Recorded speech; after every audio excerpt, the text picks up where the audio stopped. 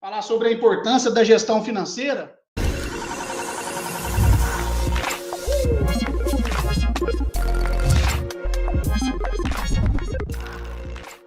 Olá, pessoal, tudo bem? Estamos iniciando aqui hoje mais um Papo com o Especialista. Hoje eu tenho a honra aqui de receber um grande amigo, Flávio Henrique Risseto Braidotti. O Flávio é contador formado em Ciências Contábeis, é pós-graduado em Finanças, com mestrado em Administração, doutorando aí em Ciência da Linguagem, né, Flávio? Não sei de onde você tirou Ciência da Linguagem, mas tudo bem, né? Apareceu no caminho. Tamo junto aí, né? É para facilitar a docência, né? Professor aí de graduação e de pós-graduação pela FACECA em Varginha, pelo IPConte também em Varginha, e consultor associado aqui da São Judas Tadeu. Trabalhamos junto aí em várias empresas com projetos de consultoria nas áreas financeiras, na área tributária, né, Flávio? Então, estamos sempre juntos trocando informação aí para tentar levar mais gestão, mais relatórios, indicadores e números para que os empresários tomem decisões mais assertivas. E aqui sempre. Hoje, o assunto muito relevante, falar sobre a importância da gestão financeira. Se eu falar que nós vamos falar sobre a importância da gestão financeira em tempos de crise, talvez eu esteja até subestimando a importância e a relevância do tema, porque ela não é importante só em tempo de crise, eu penso que ela é importante a todo momento, né? Exatamente, ela é uma preparatória, inclusive, para momentos como esse. Perfeitamente, eu acho que ela deveria ser praticada antes, né, para poder dar sustentação maior nesse momento. Mas exato. Isso às vezes se torna mais latente quando acontecem problemas, né? Muitas vezes a gente não faz pelo amor, a gente tem que aprender a fazer pela dor. Exato. Acho que esse momento de crise aí é o momento de colocar aí os pingos nos is. Meu avô falava uma frase que eu acho fantástico, que é o momento de amolar o machado, né? Então, vamos amolar o machado aí para poder ser mais assertivo aí na poda da árvore, em vez de ficar batendo na árvore com o machado sem corte. Isso não vai ajudar em nada. É hora de rever os conceitos. Perfeito. Então, Flávio, vamos começar a fazer uma contextualização aí. Fala um pouco para nós, né? Obviamente, aí da sua experiência como contador, como consultor, com especialização em finanças, que os seus clientes aí têm posicionado para você em relação às dores, quais as dificuldades que eles estão enfrentando. E a gente vai batendo um papo e trocando aí experiências sobre assuntos aí, determinados temas relacionados à parte financeira. Tá contigo aí, meu amigo. Passa a bola para você. Beleza, obrigado. Boa tarde, Savinho. Sávio, eu vou fazer um parênteses, que quando a gente fala das dores, das dificuldades, e você bem falou aí no meio do caminho, que a gestão financeira, ela tem um assunto que deveria ter sido tratado, que tem que ser tratado diariamente com os empresários, e não só em momento de crise. Então, quando a gente fala das dificuldades e das dores, vamos dar um passo atrás, antes mesmo da crise do Covid, que hoje assola o país e o mundo. As dores e as dificuldades dos empresários, geralmente, estão focados em dinheiro para fluxo de caixa. Ele tem que ter dinheiro para poder manter a atividade dele. Então, às vezes, não por nomes técnicos, mas o empresário sempre fala assim: estou vendendo muito, a minha margem é boa, mas eu não vejo dinheiro. Então, quando a gente fala aí de necessidade de capital de giro, é um ponto muito importante que as empresas precisam entender o que às vezes dinheiro na conta não é dinheiro sobrando. E esse ponto, tá? Vamos chamar esse ponto de equilíbrio de saber quanto eu preciso ter, como deve funcionar a minha atividade, ela perpassa por diversos índices e análises para poder chegar a uma conclusão. Quanto é o valor de caixa que a empresa tem que ter, guardadinho, quer seja no banco ou em aplicação de curtíssimo prazo, para que ela possa manter a atividade dela no curso normal. Quem dirá em tempos de crise? Então, as dores geralmente estão na necessidade de capital de giro. Pois bem, feita esta introdução da necessidade de capital de giro, a gente precisa compreender um pouco o porquê dessa necessidade. A vida seria maravilhosa para qualquer empresário se ele comprasse à vista e vendesse à vista. o dinheiro ia circular de forma muito mais tranquila, ele não ia ter tantas dores como ele tem hoje. Só que a gente sabe que não funciona desse jeito. Cada ramo tem as suas especificidades, as suas particularidades, mas, de forma geral, as empresas compram a prazo e vendem a prazo. E aí nós temos alguns cenários que são interessantes. Por exemplo, quando você pega supermercados, o supermercado geralmente ele compra a prazo, mas vende e recebe antes. Então, ele consegue bancar o negócio dele com recursos de terceiros. Mas nós temos aí algumas empresas que ela compra a mercadoria, vende, e antes mesmo de receber do cliente, ela já tem que estar pagando esse fornecedor. É aí que entra a necessidade do capital de giro, onde ela precisa verificar quantos dias e até mesmo qual o valor que ela tem que desembolsar para pagar esse fornecedor antes de receber a venda oriunda da venda do produto que ela comprou desse fornecedor. Então, a gente começa a entender aí que os prazos, aí nós estamos começando a falar aí de alguns índices e alguns indicadores interessantes, que é o prazo médio de pagamento e o prazo médio de recebimento. Então, numa média, quanto tempo eu demoro para poder pagar o meu fornecedor desde o dia que eu compro até o dia do seu pagamento? E o meu cliente? Qual é o prazo médio de recebimento entre a minha venda e o recebimento desse cliente? E o mais importante, que às vezes alguns empresários deixam isso de lado, que é o prazo de estocagem. Então, às vezes ele compra, ele pode receber em uma semana, só que ele compra e demora 1 mês e meio para conseguir vender aquela mercadoria. Então, ele pode estar gerando uma necessidade aí de capital de giro por conta de má gestão do estoque.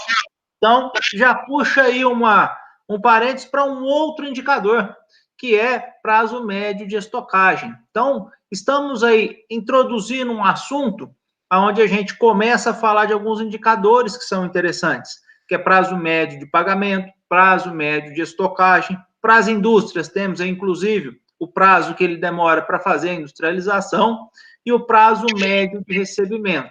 Com esses dados, a gente começa a fazer aí uma análise de quanto essa empresa ou quanto as empresas necessitam em dias e valores para poder bancar a sua atividade e ter aí uma atividade financeira saudável. Pois bem, Flávio, muito bom. E a somatória aí de todos esses indicadores está muito relacionada ao ciclo operacional e o ciclo financeiro da empresa. Perfeito. E aqui eu queria fazer um adendo, eu escuto muito isso, e eu acredito que você também, às vezes até nas nossas consultorias juntos, nos seus clientes também individuais, que é, mas eu tenho uma boa margem, por que a minha empresa não tem dinheiro? Ou, aliás, eu tô com dinheiro no caixa aqui, mas a minha atividade está dando prejuízo. Ou seja, como assim? Se eu tenho margem e não tenho dinheiro, e eu estou tendo prejuízo e tenho dinheiro. Isso é possível? Como que funciona isso? Vamos falar um pouco dessa situação de ciclo econômico, um ciclo financeiro, e o momento que isso se encontra, se equivalem, né? Porque aí sim nós podemos trazer aí uma visão mais clara em relação de quem é o recurso, porque eu posso ter a disponibilidade, porém não é meu. Da mesma forma que eu posso ter uma margem de contribuição satisfatória, porém ela não está no meu cliente a receber, ou no meu estoque, ou seja, está dentro do meu ciclo financeiro, ou no operacional, dentro do prazo médio de estocagem. Hoje a gente entra mais nessa questão dos demonstrativos financeiros aí e os indicadores. Fala um pouco para nós só dessa situação econômico versus financeiro, por favor. Tá. Ao invés de falar único exclusivamente de ciclo econômico e financeiro, a gente precisa definir de forma muito clara que, às vezes, o empresário ele começa a fazer uma confusão, é onde ele começa a se perguntar: aonde está o meu dinheiro? Tenho uma margem boa ou tenho dinheiro, mas não tenho margem? O que está acontecendo? Existem conceitos muito bem definidos que o empresário tem que ter isso em mente e tem que colocar isso no dia a dia dele, que é o chamado regime de competência e regime de caixa. Ou seja, só um minutinho, regime de competência e regime de caixa. O regime de competência trata da parte econômica da empresa. Quando a gente fala, tem lucro. Lucro não significa disponibilidade financeira.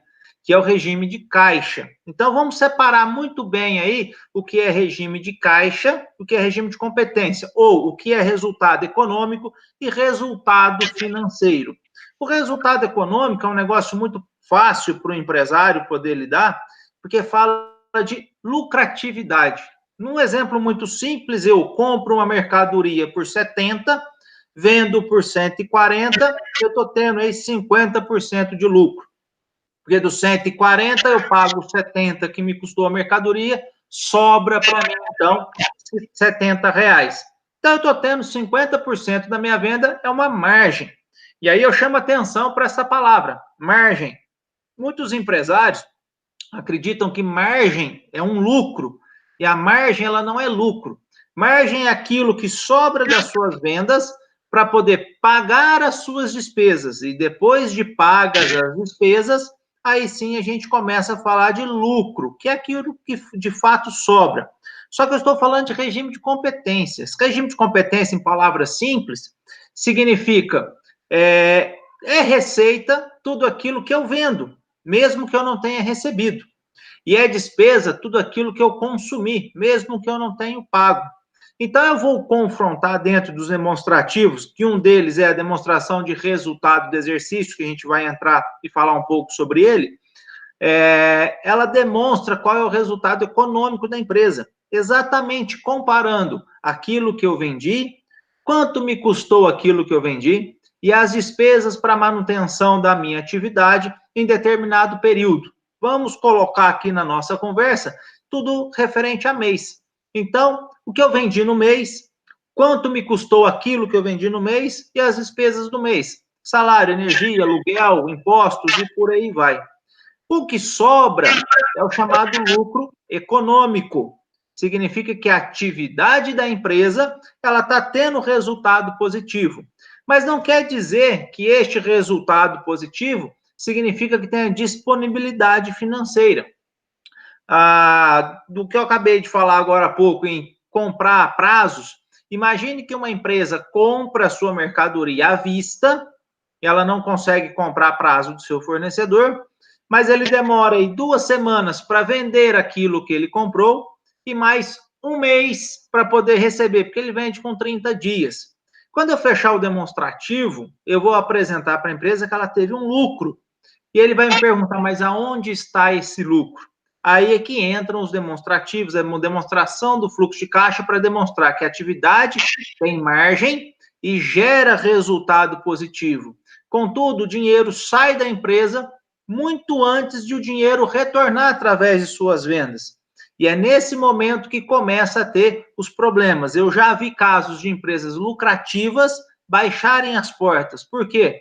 Porque se ela não tem condições de bancar o fluxo de caixa, chega um momento que a captação de recursos para manter as portas abertas vão acabar por consumir essa margem que às vezes é muito boa. Então, nem sempre lucro significa saúde financeira. Então, pode acontecer, como você me perguntou, de ter uma empresa que tem lucro, mas não tem dinheiro? Pode acontecer, sim, exatamente por conta desses prazos. E aí é uma questão de gestão comercial e gestão de estoque, para poder diminuir cada vez mais o espaçamento entre pagamentos e recebimentos. Chega um momento que o ciclo financeiro, o ciclo econômico se encontram. Pode ser que se encontre, mas isso vai depender de uma determinada reserva capaz de manter a atividade da empresa a ponto de começar a receber e repor aquele dinheiro utilizado anteriormente como capital de giro. Então, pode acontecer de encaixar? Pode. E o contrário, como você me perguntou, também pode acontecer. O supermercado é um exemplo que eu dei que pode encaixar. O supermercado geralmente compra e ele vai pagar seu fornecedor com 30, 45 dias. Mas geralmente as pessoas, quando compram no supermercado, ela compra e paga à vista. Quer seja cartão de débito, quer seja cheque à vista e por aí vai. Então o supermercado começa a ter em seu caixa dinheiro. Então ele tem a disponibilidade. E o fato de ter dinheiro na conta bancária não significa que é lucrativo. Ele pode estar com uma margem pequena e essa margem no final do mês, embora tenha recebido dinheiro antes de pagar o seu fornecedor, ela não é suficiente para longo prazo bancar as despesas que vão vir vencendo ao longo do período aí, por exemplo, de um ano. Então, tem que tomar muito cuidado e tem que trabalhar com os dois demonstrativos, tá? O demonstrativo econômico para mostrar a capacidade de geração de riqueza da empresa e do fluxo de caixa para conseguir demonstrar a capacidade de bancar a atividade da empresa ou a necessidade de obter recursos, quer seja próprio ou de terceiros, capazes de manter a atividade da empresa. E aí tem um outro detalhe. Às vezes, trabalhar com dinheiro de terceiros é ruim? Não. Desde que esse dinheiro de terceiro não seja mais caro que o retorno que o seu negócio traz para você. Perfeito, muito bom, Flávio. Eu fiz algumas anotações aqui. Você já falou aí de dois demonstrativos de extrema relevância aí dentro da contabilidade e da gestão financeira, que é a demonstração de resultado do exercício, a DRE, essa muito utilizada, né, comumente conhecida, e a demonstração do fluxo de caixa, essa um pouco menos, né, praticada aí pelos empresários. Então, para a gente, felizmente, talvez aí seja o coração que deveria bombear o sangue aí para poder mover a atividade operacional, né? Exato. Essa correlação entre a DRE e o fluxo de caixa é de extrema relevância, a gente não pode deixar de fazer, né? Mas, independente disso, eu queria que você falasse também sobre um ponto, a gente usa muito nas consultorias, que é nós separarmos a atividade operacional da atividade de investimento e financiamento. Né? Também podemos até citar aí um demonstrativo chamado EBITDA, que demonstra de forma bem clara a atividade operacional, qual que é o resultado que ela consegue produzir por si só, né? E às vezes a gente percebe que a atividade é rentável, que às vezes ela poderia ter um fluxo de caixa legal, porém ela está consumindo toda a sua margem. Quando você disse margem, eu achei legal, mas a gente fala margem de contribuição, né? E não margem de lucro. Depois de despesas, aí sim podemos dizer que é margem de lucro. Né? Às vezes a atividade financeira, atividade de financiamento, o custo da dívida, né? O CAI lá, que a gente chama de custo da dívida, ele consome boa parte, ou às vezes até a margem operacional, a margem de contribuição integral dos empresários. Então, separar isso em atividade operacional, atividade de financiamento, atividade de investimento, eu acho que também é relevante até para saber, eu tenho dinheiro no caixa, mas esse dinheiro não é meu, eu injetei aqui um empréstimo de terceiro, ou cadê o meu dinheiro? Eu tive um lucro, mas eu não tenho essa disponibilidade, vai ver se você fez um investimento no imobilizado, ou seja, fala um pouco para nós sobre isso. A demonstração do fluxo de caixa, ela é interessante, que a gente tem que separar dois momentos. A gente tem um fluxo de caixa que é a projeção de dinheiro, aquilo que vai, de fato, ter de disponível amanhã, daqui uma semana, que nada mais é do que pegar hoje, qual é o meu saldo financeiro, qual é o meu saldo em caixa, qual é o meu saldo em conta bancária. Amanhã eu tenho contas a receber. Então, partindo do pressuposto que eu receba todas as contas e partindo do pressuposto que eu vou pagar todas as minhas contas que vencem amanhã, quanto sobra amanhã de dinheiro no meu caixa? E assim sucessivamente. Então, nós temos aí uma demonstração de fluxo de caixa, onde ela não tem nenhuma separação e ela tem como objetivo único, exclusivamente, dizer o seguinte, olha, vai ter dinheiro amanhã ou daqui uma semana para saldar as minhas dívidas de acordo com o fluxo de pagamentos e recebimentos que hoje constam na minha empresa, esse é um fluxo de caixa onde não tem nenhuma separação e ele é, sim, necessário para o dia a dia da empresa. E a outra demonstração do fluxo de caixa, que ela é muito mais contábil, ela separa nessas três atividades que você falou, que é a atividade de financiamento, atividade de investimento e a atividade operacional. De uma forma muito simples, a gente consegue, dentro das contas dos demonstrativos, que é a DRE e o balanço patrimonial, e aqui a gente introduz um outro demonstrativo, que é o balanço patrimonial, a gente consegue separar a atividade da empresa. A compra de mercadoria para revenda, essa compra faz parte da operação da empresa. Então, esses gastos são classificados como operacionais. Vou construir um barracão. Sai dinheiro da empresa? Sai. Mas é da atividade? Não, não é da atividade. É um investimento que vai ser utilizado a longo prazo. Então, é chamado atividades de investimento. Assim como eu posso emprestar dinheiro para uma empresa coligada ou para um sócio, ou eu posso pegar dinheiro emprestado de um banco. Isso também não é operação da empresa, isso é uma atividade de financiamento. Então, separar nas atividades da empresa aquilo que é operacional, o que é de investimento e financiamento, é primordial para poder mostrar para o empresário que, às vezes, a sua margem é boa, mas as suas decisões de comprar um barracão, construir um barracão ou comprar um carro novo para a empresa, pode sugar e absorver todo o recurso que essa margem gerou para a empresa. E aí, eu dou um passinho para trás. Vamos lembrar que eu tenho que levar em consideração prazo de pagamento, giro de estoque e prazo de recebimento. Então, se isso estiver bem encaixadinho, uma margem boa e esse ciclo muito bem encaixado, pode sobrar dinheiro. E sobrando recurso, às vezes o empresário vislumbra que tenho dinheiro, vou comprar. Mas esse dinheiro, às vezes, pode ser essencial para poder manter a atividade da empresa em determinados momentos. Então, uma atividade que às vezes é de investimento pode sangrar o caixa e amanhã trazer dificuldades para a empresa. Assim como verificar se a atividade da empresa, embora seja boa, ela está recorrendo a recurso de terceiros como financiamento. E aqui eu faço um parênteses que eu acho interessante. Quando eu compro do meu fornecedor a prazo e vendo à vista, essa atividade não é um financiamento, embora o meu fornecedor esteja bancando a minha atividade. Mas essa ação de comprar a prazo e vender à vista é vamos dizer assim, é um artifício da operação, onde terceiros conseguem bancar o meu negócio. Que é diferente, por exemplo, de pegar um empréstimo no banco. Pegar um empréstimo no banco, eu tenho que honrar os meus compromissos operacionais e passo a ter também um compromisso financeiro. Então, deixar bem claro aí que existem dentro de uma mesma empresa atividades de financiamento, operacional e investimento.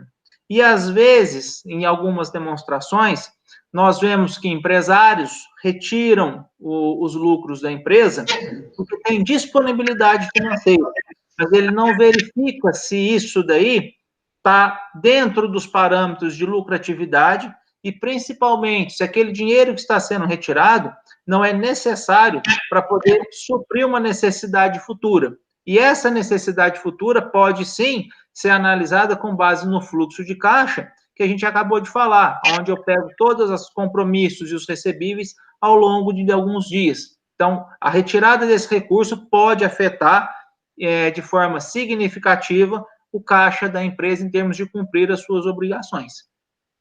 Muito bom. Então, bacana que a gente falou aqui de ciclo operacional, falamos de ciclo financeiro e de fluxo de caixa projetado. Eu achei muito interessante você tocar nesse assunto e a gente falar um pouco dessa distribuição de dividendos, normalmente pelos rendimentos disponíveis, sem análise dessa projeção do fluxo de caixa e o que isso pode impactar lá na operação da empresa, porque certamente vai faltar o capital lá na frente, e aí nós vamos ter necessidade de capital de giro. Essa necessidade vai ser suprida de duas formas. Ou o sócio vai injetar capital próprio, ou vai ter que buscar capital de terceiros com custos aí de encargos financeiros, né? Exato. O que a gente usa também, Flávio, que eu acho que vale frisar aqui, é fazer a comparação do orçado realizado, porque a projeção futura você vai ter com base estimada e não tão precisa assim, né? E à medida que isso vai se realizando, automaticamente isso pode ser comparado com a estimativa que eu fiz e disparidades aí em relação a indicadores pode chamar a atenção para a gente ter aí um parâmetro melhor dessa análise de fluxo de caixa futuro, né? Sim.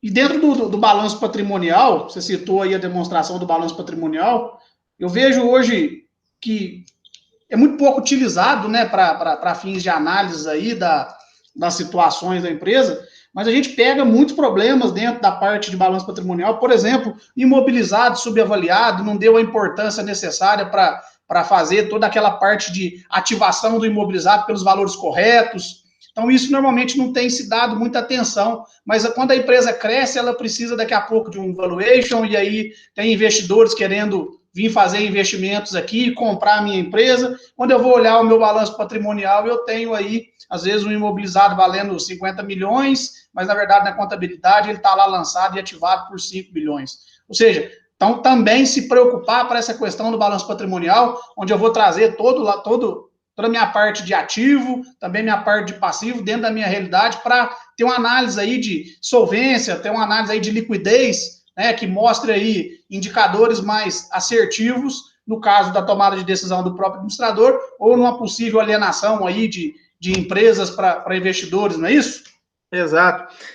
Uma coisa interessante, né, nesse aspecto do balanço, guardadas as regras, tá, de normas contábeis, de não existir reavaliação, que de fato alguns imobilizados, quando adquiridos, se ele começou a ter valorização de mercado, isso não pode ser registrado em balanço, salvo somente essa exceção, o balanço ele é uma foto da empresa em determinada data, ou seja, ele mostra de fato o que a empresa tem a pagar, a receber e o que ela tem de bens em determinada data.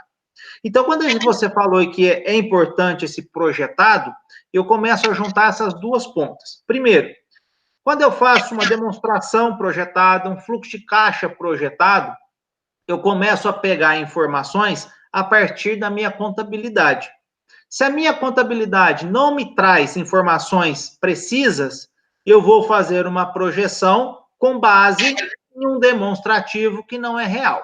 Então, a primeira coisa importante quando a gente fala de projeção é cultura do empresário, cultura da empresa.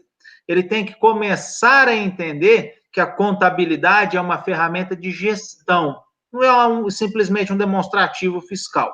Então, começa nesse primeiro aspecto, que é cultura da empresa e do empresário. Segundo, para você começar a trabalhar com um orçamento, você não é simplesmente decidir de uma hora para outra e virar a chavinha. Você tem que ter todo um histórico que traga para você um embasamento de gastos médios dentro de determinadas contas, que são os detalhamentos dentro da demonstração de resultado, que é a DRE. Com base nesse gasto, nós podemos projetar os gastos, como, por exemplo, para os próximos 12 meses. E assim, conseguimos também fazer uma projeção de vendas. As vendas não fazemos geralmente com base no que passou. Geralmente a gente faz com base no que a gente está projetando vender. As empresas maiores, ela tem uma meta e ela tem ali uma carteira de clientes que ela tem noção do quanto esses clientes podem gerar de receita. Claro que o histórico pode ajudar, mas existem muito mais aspectos na determinação ou na projeção de receita que vai além de um histórico de uma DRE. Em contrapartida, as despesas, geralmente elas são despesas históricas. Pode aumentar? Claro que pode. Se eu aumento demais a minha venda, eu vou ter que alugar um outro galpão para poder estocar, enfim. São pontos a serem analisados. Mas de uma forma bem simples, eu projetar uma venda e pegar os gastos de uma DRE dos últimos 12 meses e fazer uma média, eu consigo projetar não só o meu fluxo de caixa, mas eu vou projetar o meu resultado e o meu balanço. Para uma empresa chegar a ponto de fazer uma projeção de fluxo de caixa, de resultado e de balanço, para depois comparar, demora um pouco, mas é a coisa mais linda do mundo você conseguir enxergar onde eu quero chegar daqui a um ano e você ir acompanhando os passos de tudo aquilo que você estipulou vender, estipulou gastar, que é o orçamento. Então, mensalmente, você vai comparando, que é o que você disse, real e orçado. Orcei vender X e gastar Y. No decorrer do mês, eu estou gastando mais ou estou gastando menos? E isso chama atenção. De onde sai a informação? Da contabilidade. Então, se você começa a não registrar os gastos ou as receitas da empresa na contabilidade, você perde toda a base para fazer um real orçado. Mas quando você começa a acompanhar o real orçado com base no seu contábil, você não precisa, inclusive, esperar acabar o ano. Você pode fazer isso mensal, você pode fazer isso bimestral. Se você quiser fazer semanalmente, você consegue. Então, você começa a acompanhar como a sua empresa está caminhando em relação àquilo que eu projetei que ela fosse caminhando. E aí você começa a ajustar os pontos que são necessários. Olha, eu tenho que forçar um pouco mais e fazer uma promoção de venda para poder atingir a meta de venda. Preciso fechar a torneirinha de determinado gasto. Ou vou gastar algo que não estava previsto. Então, eu sei que é algo que vai acontecer e no próximo orçamento eu vou tentar levar isso em consideração. Não significa que você tenha que seguir o orçamento à risca, que você pode, no orçamento, não prever alguma coisa que de fato aconteça. Caiu o telhado do meu depósito, eu tenho que arrumar, isso não estava no orçamento. Mas é bacana que você começa a acompanhar qual o trilho que a sua empresa está seguindo, baseado naquilo que eu planejei para ela. E se ela começar a seguir exatamente aquilo que você planejou, você sabe que lá no final do ano você vai atingir seus objetivos. Se você não atingir 100%, se você chegar em 95%, você já caminhou bastante. O importante é que, ao decorrer do ano, você tem que saber aonde você está e onde você quer chegar.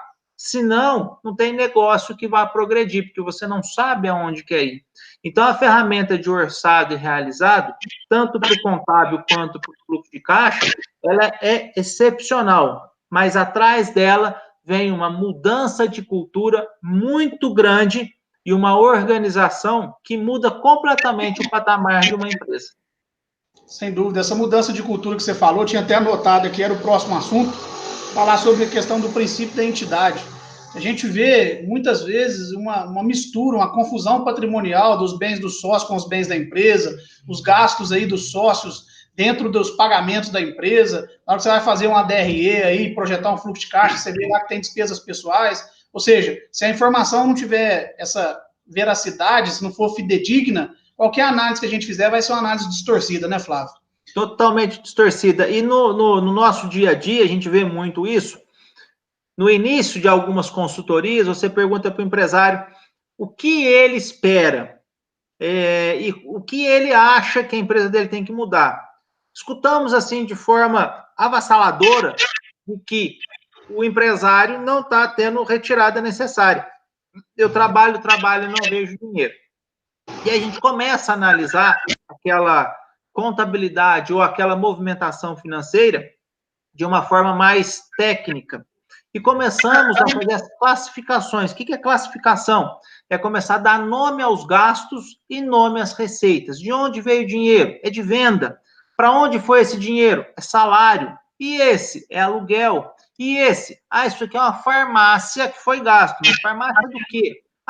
O empresário ou dono comprou um remédio para ele. Então, peraí, então isso não é uma despesa de farmácia da empresa.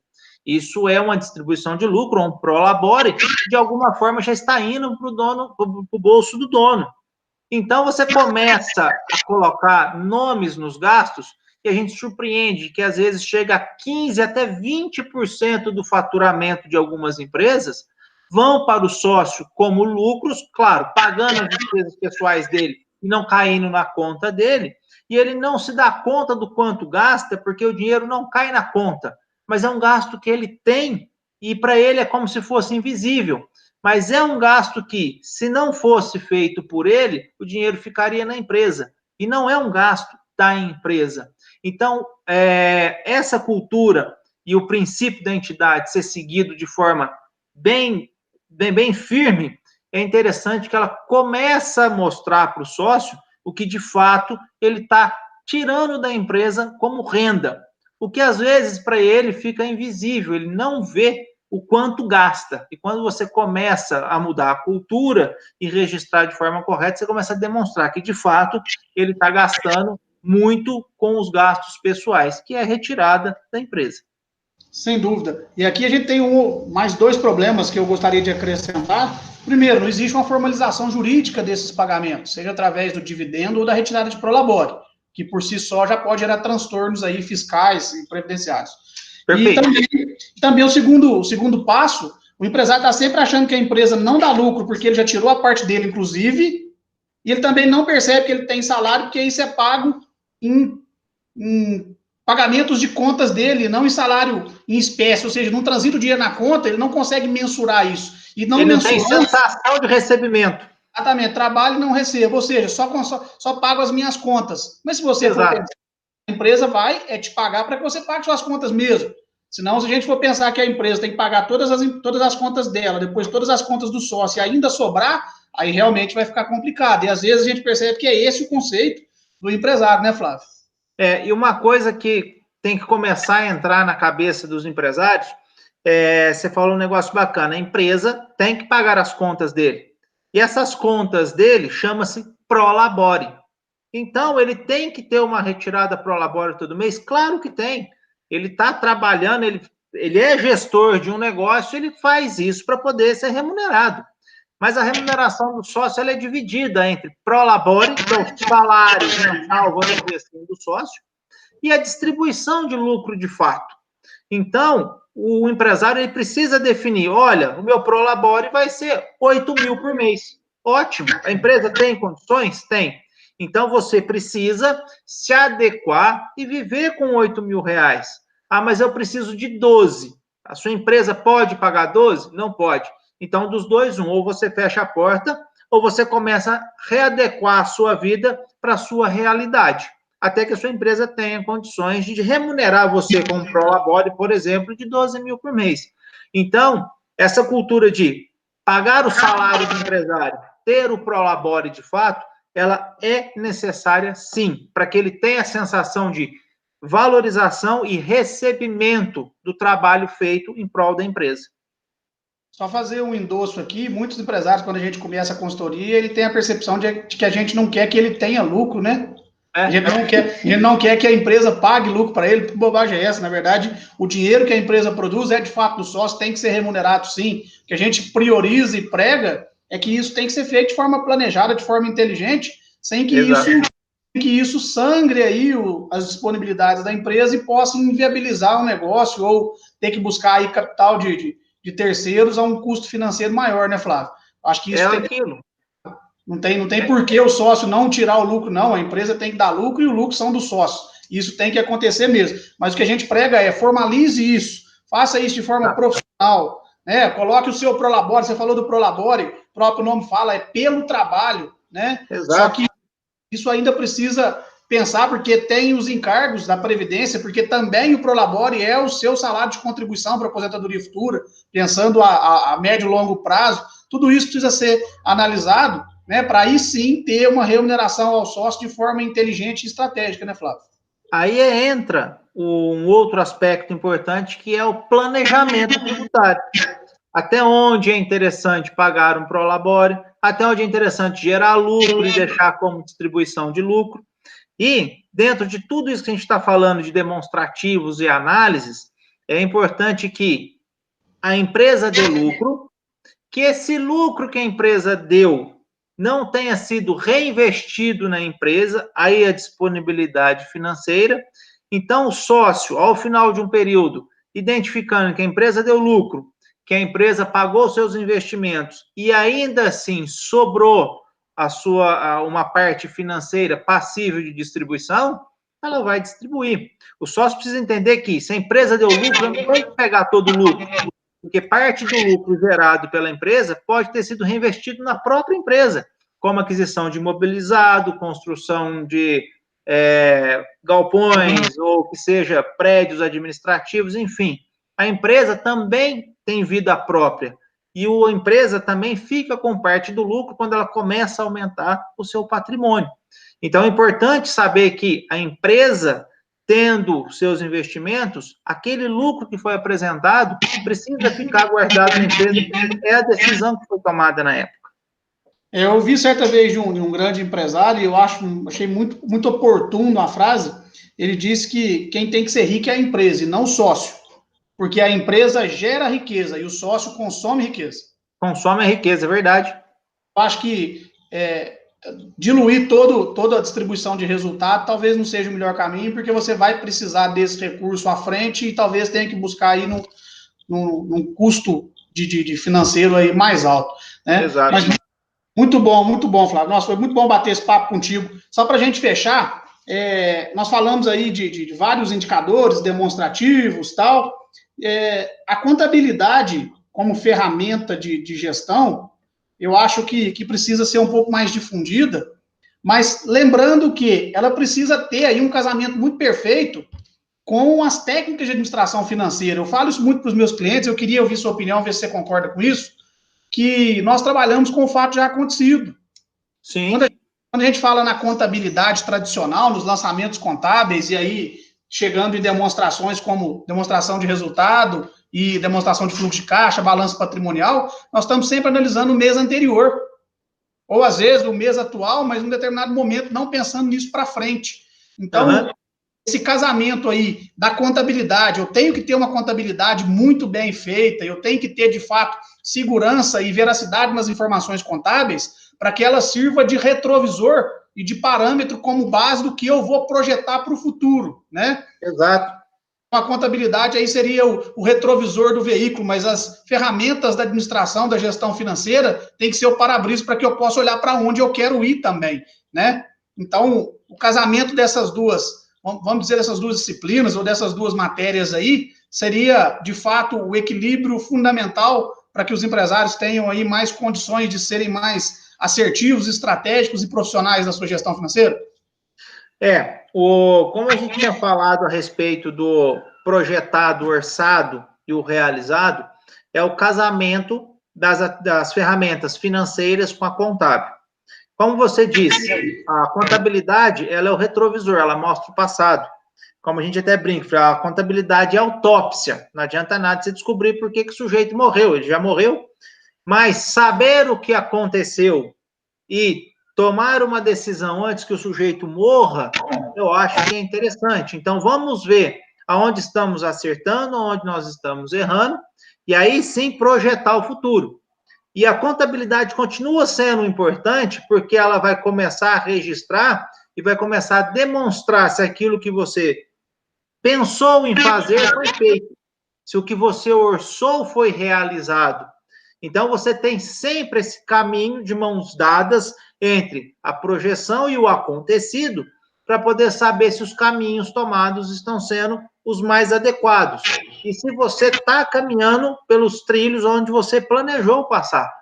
Então, os dois têm que estar de mãos dadas, caminhando sempre. A projeção com aquilo que aconteceu, que é o financeiro e o contábil. Não tem como andar só um ou outro. Uma vez um professor me disse, e isso eu não aplico só para isso, foi numa aula onde ele estava falando de análise de balanço.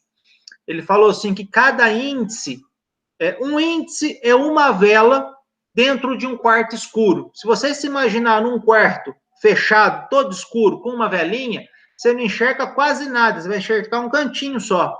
Mas se você começar a acender um monte de vela, esse quarto todo se ilumina. Então, cada índice é uma vela num quarto escuro. Cada demonstrativo é uma vela num quarto escuro. Então, você não pode analisar um único índice ou um único demonstrativo. Esse conjunto de índices demonstrativos mostra de forma clara aonde a sua empresa está, como ela está, para que você tome a decisão do futuro. E é aí que eu falo, o financeiro e o contábil têm que andar de mãos juntas, porque esses índices é que mostram o caminho da sua empresa. Muito bom. Até aqui no nosso papo com especialista, Flávio, eu tenho feito muitas conversas com colegas profissionais aí, para a gente mostrar para o empresário que existem aí multidisciplinaridades dentro da gestão empresarial, que muitas vezes eles contratam o contador, eles acham que a gente vai cuidar da contabilidade, da gestão financeira, da consultoria jurídica, do planejamento estratégico, do planejamento tributário, da questão operacional, né? Então, o bate-papo com o especialista tem esse intuito mesmo, de levar informações para que ele entenda que são disciplinas diferentes, são matérias diferentes, e isso tem que ser analisado dentro de cada caixinha na empresa, né? A gestão financeira vai ter analisada dentro da gestão financeira, a gestão contábil dentro da gestão contábil, a gestão tributária dentro da gestão tributária, uma assessoria jurídica dentro da assessoria jurídica, você falou da gestão comercial, nós temos aí gestão de pessoas, ou seja, então nós estamos trazendo aí profissionais dentro de cada área, para falar um pouco da sua expertise, do seu know-how, para alertar para os empresários que eles precisam entender que o contador não é simplesmente um cumpridor de obrigações acessórias e entregador de guias, isso é muito claro, nós já deixamos esse essa visão, esse conceito, muitos anos atrás. Ele, de fato, tem condição de dar toda a sustentação aí através de demonstrativos contábeis, que nós estamos dizendo, até financeiros, dentro do fluxo de caixa, mas que isso, por si só, não vai se sustentar. Como você disse, talvez seja uma ou duas velas. Precisamos acender outras velas relacionadas a outras disciplinas, e isso tem que ficar muito claro. É isso mesmo? O raciocínio está perfeito? O raciocínio está perfeito. Eu, como professor, em algumas leituras e até alguns bate-papos com pessoas que estão há muito tempo no mercado, elas falam muito da mudança da visão que os empresários têm do contador. O contador, antigamente, era aquele cara que você entrava no escritório, você viu uma plaquinha lá, ele fazia 25 coisas ao mesmo tempo. O cara cuidava de aposentadoria, de contabilidade, de folha, né? Tudo. O cara fazia tudo. Só que antes eram coisas mais fáceis de se fazer. E, com o tempo, isso foi ficando cada vez mais complexo. E a contabilidade começou a tomar, dentro das empresas, um corpo muito mais importante, que sempre foi a sua origem, mas na prática não, mas começou a tomar um corpo muito maior, que é a parte gestão. Então, a contabilidade começou a ser gestão. E quando ela começa a ficar cada vez maior, você começa a ter as suas caixinhas. Um exemplo que eu sempre dou, que eu acho que é bem separado, e isso, com o tempo, a contabilidade vai começar a ter essa visão. Você não vai no neurologista para poder falar de dor de barriga. Assim como você não tem que ir no contador para poder perguntar para ele se você vai se aposentar, ou a minha gestão comercial está correta. O contador pode até ter know-how e saber andar por essas áreas, mas isso é um plus. Ele não é obrigado a saber de algumas coisas das quais ele não atua.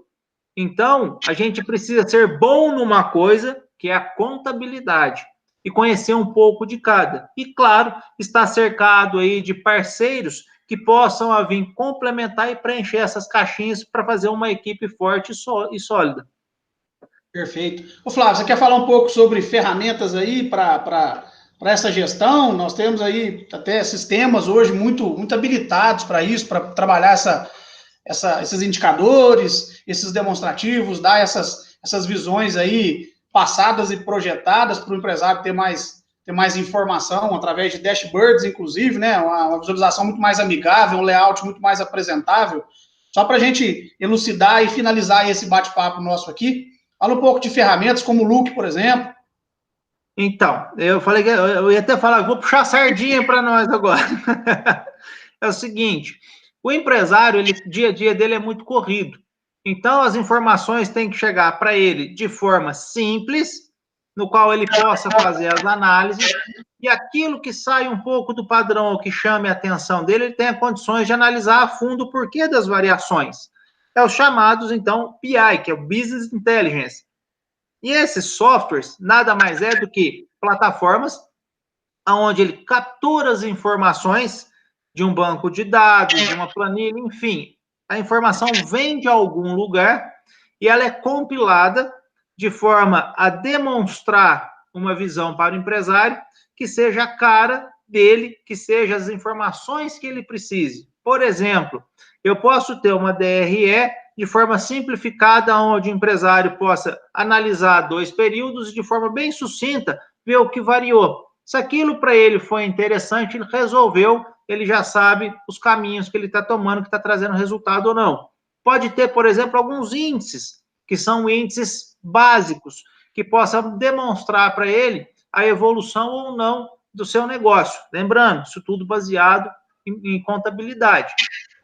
Então, o Look, por exemplo, ele é um software que hoje está integrado com alguns sistemas, e a ideia é que ele pegue a maior parte dos sistemas possíveis, sendo utilizado por empresários de grandes empresas, empresários de médias empresas e até mesmo por contadores que queiram, de forma bem simples, começar a mostrar o serviço que a contabilidade faz. E tem um amigo meu lá de Conceição, não sei se você conhece, chama Sávio. Ele fala assim que a gente trabalha, mas o nosso trabalho é como se fosse encanamento numa cidade. Ele fica lá debaixo da terra, é importante, mas ninguém dá atenção até que ele estoure. Aí todo mundo começa a dar atenção. Então a gente precisa mostrar o resultado do nosso trabalho. Então, para o contador é bacana, de repente, utilizar uma ferramenta como o Look para todo final de mês gerar um demonstrativo e começar a mostrar para o seu cliente o fruto daquele serviço que ele faz ao longo do mês. E, inclusive, começar a apontar algumas dificuldades ou falhas para que o empresário comece a melhorar. Uma coisa acaba puxando a outra, não tem jeito.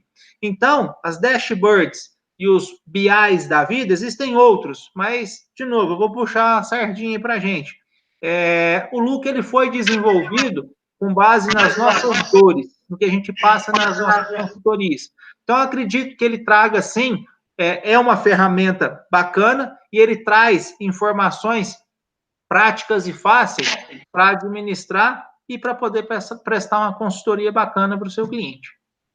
Ótimo, Flávio. Cara, deixa um recado aí para os empresários que estamos assistindo. Antes de você finalizar e deixar um recado, só queria te agradecer pela disponibilidade, falar que é um prazer bater um papo contigo, cara. Eu gosto muito de trocar ideia com você, os raciocínios são muito convergentes, a gente tem um alinhamento muito bom nessa parte de visualização da contabilidade como ferramenta de gestão, né?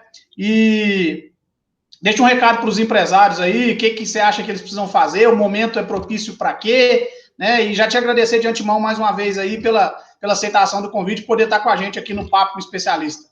Perfeito, agradeço o convite. Como você disse, não é à toa que a gente está há mais de 5 anos juntos aí, a gente pensa muito igual. Eu acho isso bacana, que tem uma sinergia muito boa. Para os empresários, eu acho que esse é o momento muito bom para começar a repensar. Por quê? Veio um fator externo e já tirou todo mundo da zona de conforto. Quer queira, quer não, você já saiu da zona de conforto. Então, quando que a gente começa a se movimentar? Quando a gente sai da zona de conforto. A gente faz isso, às vezes, por vontade própria ou por acontecimentos dos quais a gente não pode ter nenhum tipo de controle. Então, não tem um que esteja na zona de conforto. Todos já saíram da zona de conforto. Então, já que você já saiu de lá, aproveita a oportunidade, vamos rever o que eu posso fazer para poder melhorar.